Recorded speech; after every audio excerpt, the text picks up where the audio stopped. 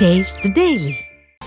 கோவை மாவட்டம் தொண்டாமுத்தூர் அருகே தடாகம் பகுதியில் மண் அள்ளியதாக விவசாயிகள் மீது தொடரப்பட்டுள்ள வழக்கு மற்றும் அபராத விதிப்பு நடவடிக்கைகளை கண்டித்து விவசாயிகள் ஆர்ப்பாட்டத்தில் ஈடுபட்டனர்.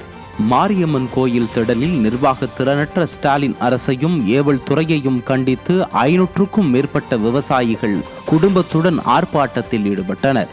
அப்போது அங்கு வந்த அதிமுக சட்டமன்ற உறுப்பினர் தாமோதரன் விவசாயிகளுக்கு ஆதரவு தெரிவித்து கண்டன ஆர்ப்பாட்டத்தில் கலந்து கொண்டார்.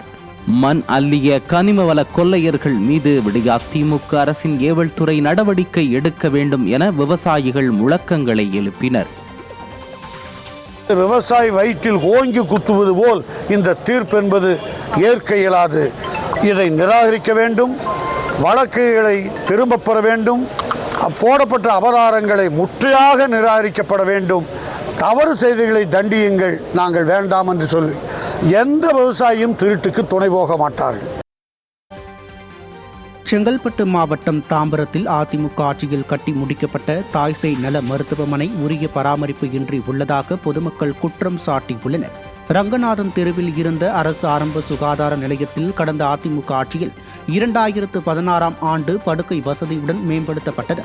ஆனால் திறனற்ற திமுக ஆட்சியில் இந்த மருத்துவமனை முறையாக பராமரிக்கப்படவில்லை என பொதுமக்கள் குற்றம் சாட்டியுள்ளனர். அதிமுக அரசு கொண்டு வந்த திட்டம் என்பதால் திறனற்ற திமுக அரசு அரசியல் காழ்ப்புணர்ச்சியால் மருத்துவமனையை பராமரிக்காமல் உள்ளதாக பொதுமக்கள் குற்றம் சாட்டியுள்ளனர். தமிழகம் புதுவையில் 50 கிலோமீட்டர் வேகத்தில் பலத்த தரைக்காற்று வீசக்கூடும் என வானிலை ஆய்வு மையம் எச்சரித்துள்ளது.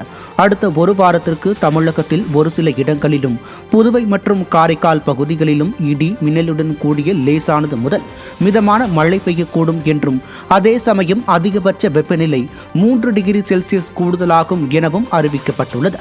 சென்னை மற்றும் புறநகர் பகுதிகளை பொறுத்தவரை வானம் ஓரளவு மேகமூட்டத்துடன் காணப்படும். ஒரு சில பகுதிகளில் இடி மின்னலுடன் கூடிய மிதமான மழைக்கு வாய்ப்புள்ளதாகவும் தகவல் தெரிவிக்கப்பட்டுள்ளது.